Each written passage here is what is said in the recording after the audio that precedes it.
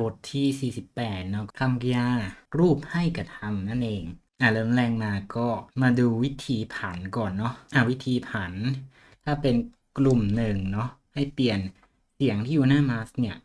ให้เป็นเสียงแถวเพราะฉะนั้นอิกิมาสไป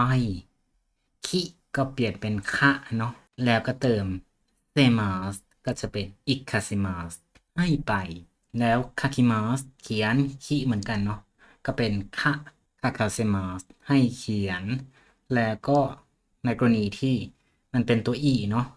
เราก็จะไม่ผันเป็นตัวแต่จะกลายเป็นตัวว่าแทนเทสไดมาสช่วยงานอะไรอย่างนี้เนาะก็จะเป็นเทสดาวาเซมาสให้ช่วย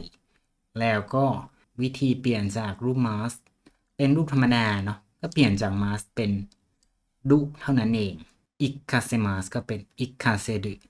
คาคาเซมาสก็เป็นคาคาเซดุเทสดาวาเซมาสก็เป็นเทสดาวาเซดุ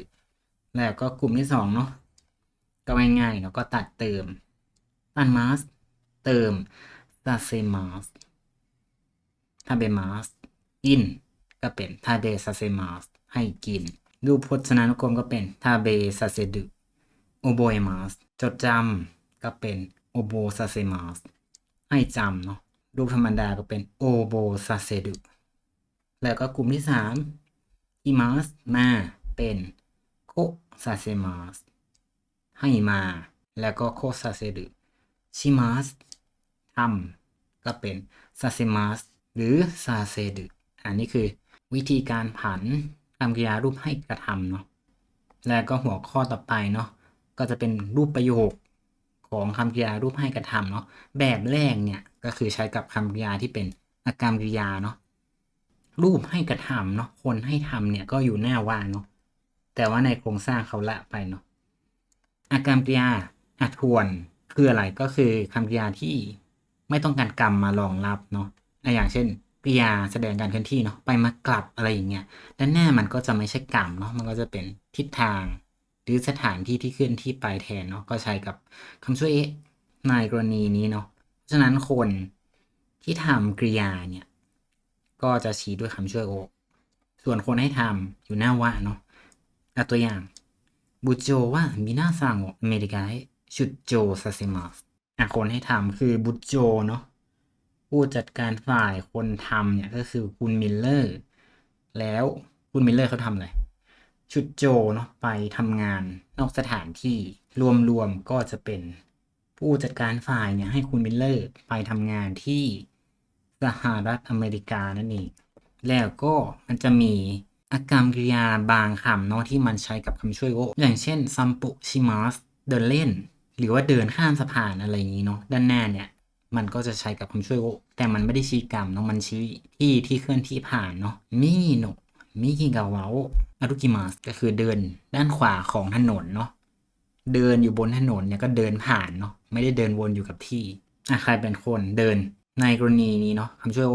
ใช้ไปแล้วคนทำกริยาก็จะชี้ด้วยคำช่วยนิแทนคนให้ทำคือฉันเนาะส่วนคนทำก็คือโคโดโมะวาตาชิวะโคโดโมนิ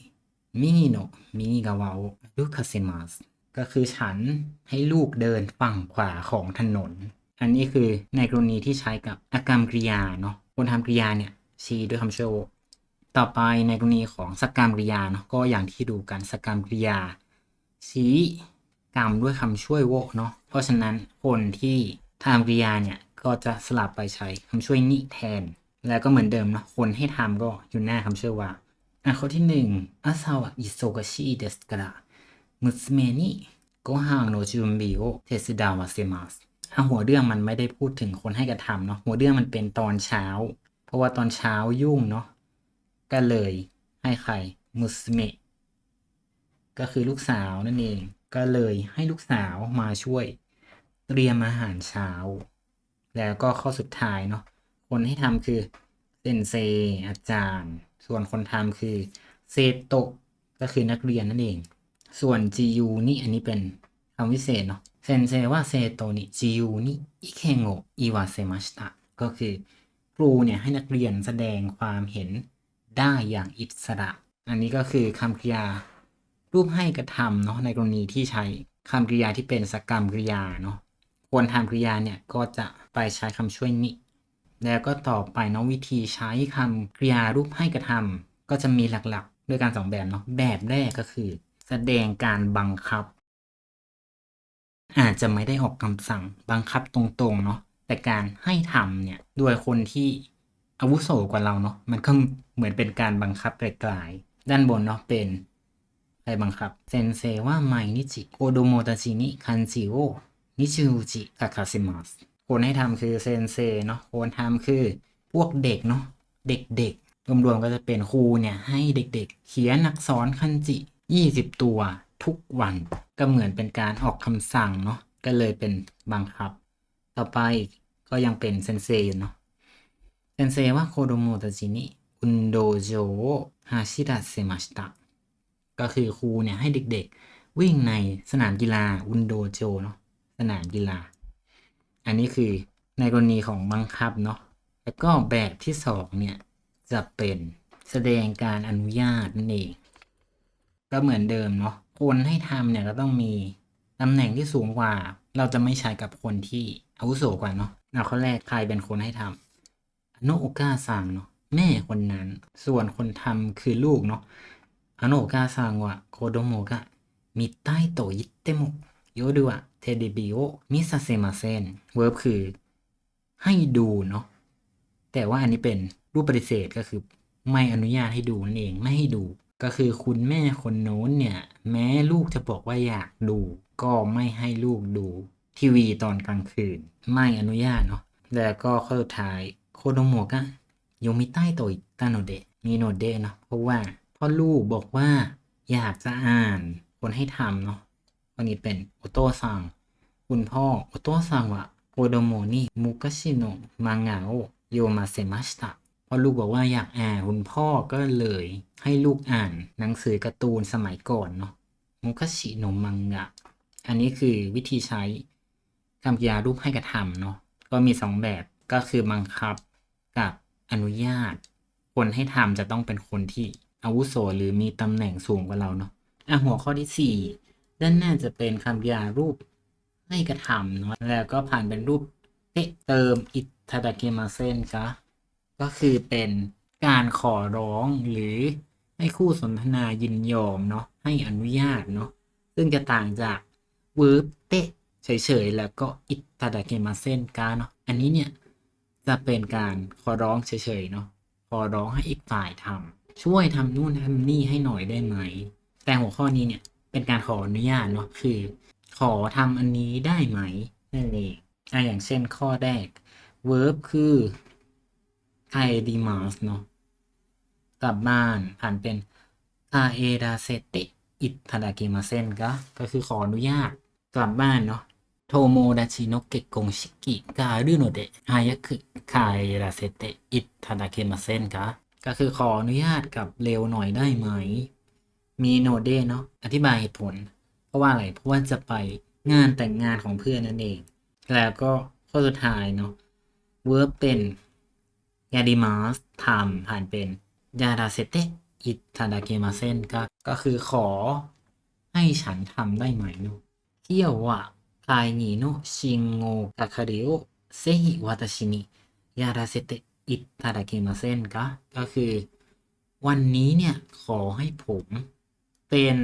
ผู้ดำเนินการประชุมได้ไหมครับอันนี้เป็นการขออนุญาตเนาะ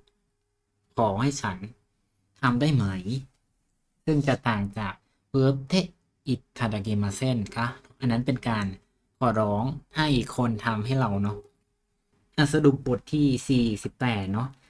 หัวข้อแรกก็คือคำกริยารูปถูกกระทำเนาะวิธีการผ่านกลุ่มที่1เนี่ยอย่างเช่นคำว่าอิคิมัสให้เปลี่ยนเสียงหน้ามัสเนาะเป็นเสียงแถวมันก็จะเป็นอิคะแล้วก็ตัดมาเติมเซมัสเนาะอิคิมัสไปก็จะเป็นอิคัสเซมัสให้ไปกลุ่มที่2อย่างเช่นทาเบมัสตัดมัสเติมซาเซมัสทาเบมัสกินทาเบซาเซมัสให้กินมีมัสดูก็เป็นมิซาเซมัส กลุ่มที่3ชิมัสทำกับคิมัสมาเนาะชิมัสเปลี่ยนเป็นซาเซมัสให้ทำคิมัสมาเปลี่ยนเป็นโคซาเซมัสให้มาอันนี้คือการผันคำกริยารูปให้กระทำเนาะกลุ่มหนึ่งเนี่ยเปลี่ยนเสียงหน้ามัสเป็นเสียงแถวอะเนาะอิคิมัสไป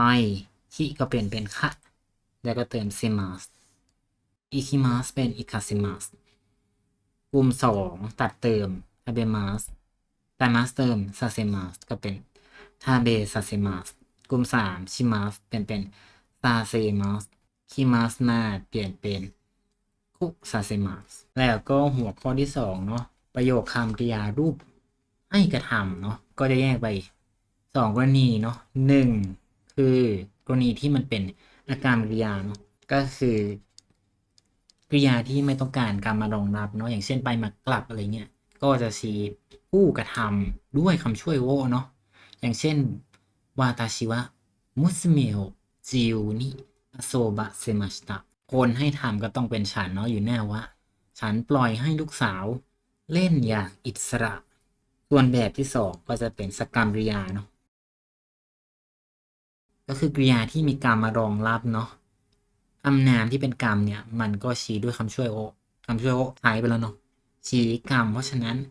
คนทำกริยาเนี่ยมันจะเปลี่ยนเป็นคำช่วยนิแทนแล้วก็เหมือนเดิมเนาะคนให้ทำก็อยู่แนวว่าอย่างเช่นเซนเซว่าเซตรงนี้จิวนิอิเคโนอิวาเซมาสตะก็คือครูให้นักเรียนแสดงความคิดเห็นได้อย่างอิสระนั่นเองแล้วก็วิธีใช้คำกริยารูปให้กระทำเนาะมี2แบบแรกเนี่ยจะเป็นการแสดงการบังคับเนาะอย่างเช่นพ่อแม่ให้ลูกทำนั่นทำนี่อาจจะไม่ได้เป็นการสั่งโดยตรงเนาะแต่ก็ถือว่าเป็นการบังคับแบบที่2จะเป็นการแสดงการอนุญาตเนาะอย่างเช่นครูให้นักเรียนแสดงความคิดเห็นให้พักผ่อนอะไรอย่างเงี้ยแล้วก็หัวข้อสุดท้ายเนาะคำกริยารูปให้กระทำแล้วก็อิทาดาเกมาเซนก็คือขออนุญาตให้ฉันทำนั่นทำนี่ได้ไหมขออนุญาตคนอื่นเนาะแต่ถ้าหน้ามันเป็นคำกริยารูปเทะเฉยๆเนาะแล้วก็อิทาดาเกมาเซนอันนี้คือขอให้คนอื่นทำเนาะช่วยทำนั่นทำนี่ให้หน่อยได้ไหมอันนี้คือบทที่48เนาะถ้าอยากเรียนตัวเต็มก็ทักไลน์แล้วถ้าเห็นว่าเป็นประโยชน์เนาะอย่าลืมแชร์ต่อแล้วก็กดติดตามด้วยเนาะ